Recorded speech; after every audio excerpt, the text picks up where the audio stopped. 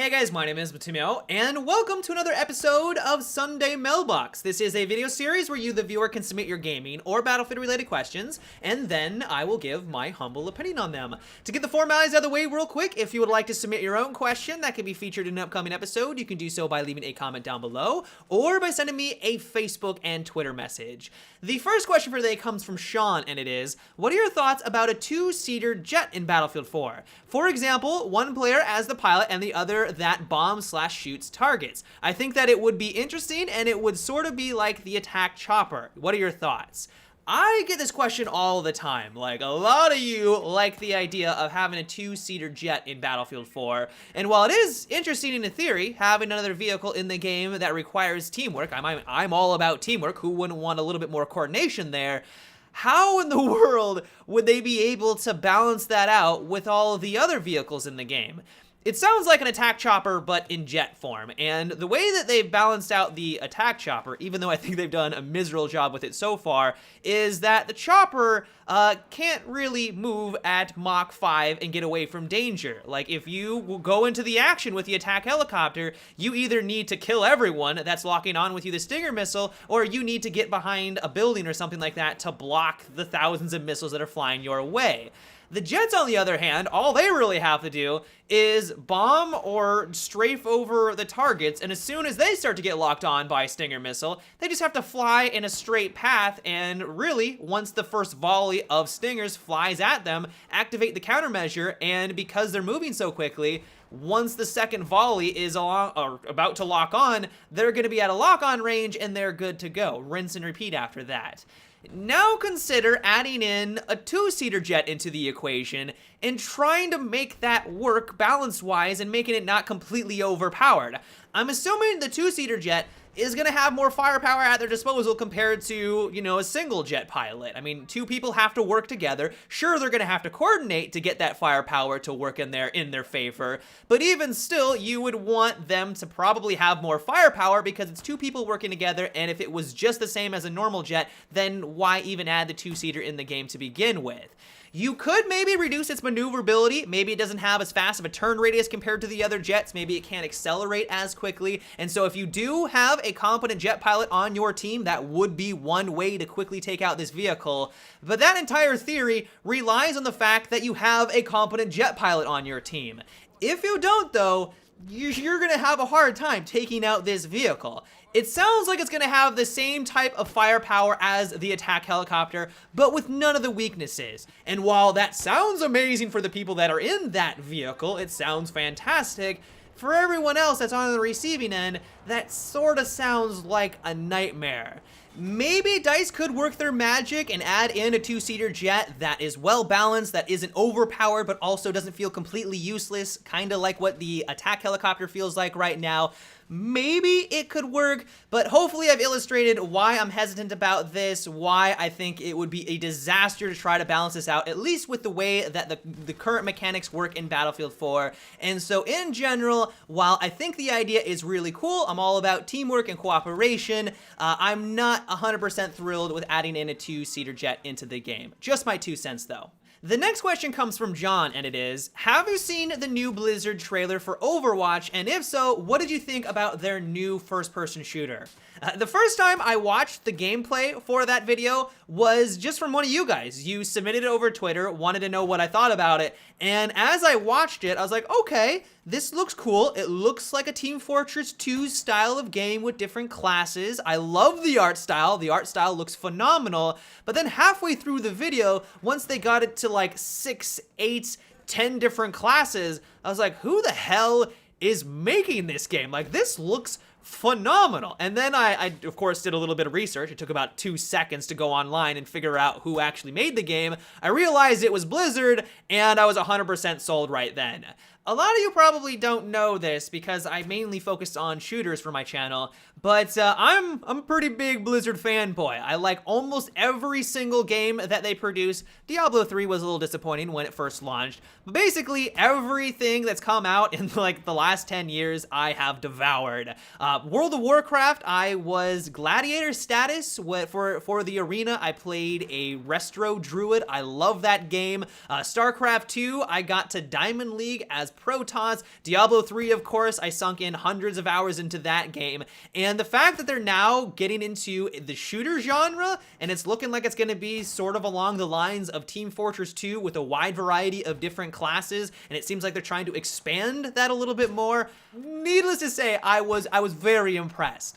I know that some people were a little upset, actually a lot of people are upset that they are creating a first-person shooter. A lot of people just wanted them to create another Warcraft, for example. And while I can see why they're a little hesitant, I mean, Blizzard has never made a first-person shooter, they've also never made a card game. Like, when Hearthstone first came out, everyone was cynical about that. They're like, really, Blizzard, you're going to be creating a card game that's going to be free to play? What are you thinking?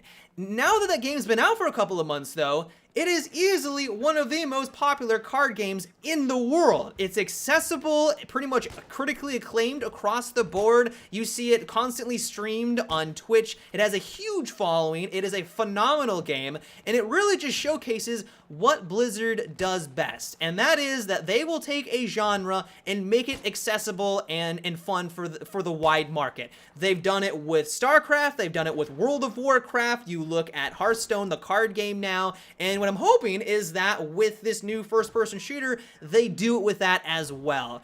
And so personally, I cannot wait to learn more about Overwatch. I have faith in Blizzard, I trust them, and while they're not infallible, they have made mistakes. Diablo 3 is the prime example. I am crossing my fingers that Overwatch is going to be just an awesome game. Brett has the next question, and it is, what do you think of a gadget for every class that would heal yourself? So a recon could run bandages, but they would only be able to heal themselves like twice in one life. What do you think? I'm not sure if this is a gadget that we would want to be adding into Battlefield, because if you think about it, a lot of people, especially the players that want to completely disregard their team and they want to have the lone wolf mentality, this would make their life a lot easier. And I don't know if that's necessarily something that we want to promote in Battlefield, which in my mind is supposed to be more of a team-oriented game. First of all, this would be a very enticing gadget for every single one of the classes. If you do not need to rely on an assault player to get your health back up, especially if you're playing hardcore mode, I can almost 100% guarantee that everyone would gravitate towards using these little bandages. Sure, you can't use them very often, you only have a set amount that you can use every life, but that gadget, being able to regenerate your health in any first-person shooter is a massive advantage into your favor. And if that was given to every single one of the classes, especially in hardcore like I mentioned, I can guarantee that people are going to use that every single round. And if you do have a gadget in there that feels like a requirement or is very powerful, that lessens the role of all of the other gadgets. You would see less supports running with the ammo bag, you would see less engineers running with the repair torch because, I don't come across a lot of vehicles all that often, but I know that I'm going to need to regenerate my health very frequently. Like it's a first-person shooter. You're going to get shot at constantly. Same with the recon.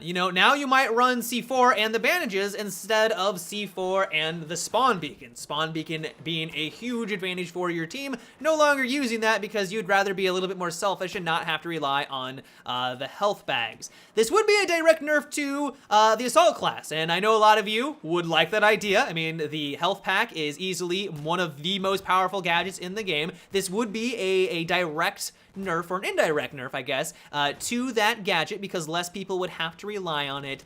In general, though, because it would lessen teamwork, or you wouldn't have to rely on your buddies around you as much, and it would also cause other classes to not use their supportive gadgets as frequently in favor of the bandages, I don't really think that this would be the best addition into Battlefield 4.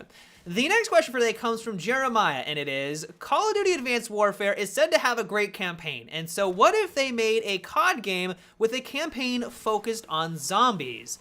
I'm actually very surprised that they haven't done this yet. I mean, I know friends, I know a lot of people on the internet buy the Treyarch games for Nazi zombies, to shoot zombies continuously in the head. I mean, sure, they enjoy the multiplayer, sure, they enjoy the single player every so often, but the real reason why they bought those games was to run around, shoot zombies, find all the secrets, and play with their friends. And so maybe this is going to be something that Treyarch does with their next game. If you're not aware, they're now on a 3-year cycle. It bounced between Infinity Ward and Treyarch, and so maybe they just didn't have enough development time to create a zombie campaign, but the fact that they now have 3 years, and also that the Call of Duty franchise is not really in the decline. I mean, it's in the decline, but it's still one of the biggest franchises ever. I could see this being one way to be like, hey, you want the normal single player? We have that. You also want zombies, but you want a storyline is there as well?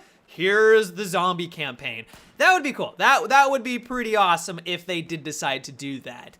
All that being said, though, I'm someone who I guess just doesn't really get the whole zombies thing in the Call of Duty games, because when I played it for the first time all the way back in Call of Duty Black Ops 1, I played with some friends, and the strategy that we used was that we would run around in circles, lining up all of the zombies, kind of corralling them into one nice tunnel, and then we would just fire at their heads and take them out. And I looked online to see if there was any other strategies or what other people were doing, and that's all that they were doing as well. I mean, they were at like wave 500. It took about a day and a half to kill one of these zombies, but that's what they were doing. Millions of subscribers on each of those channels, millions of views. They were completely dedicated to killing zombies and the zombies mode in Call of Duty, and it was very surprising to me.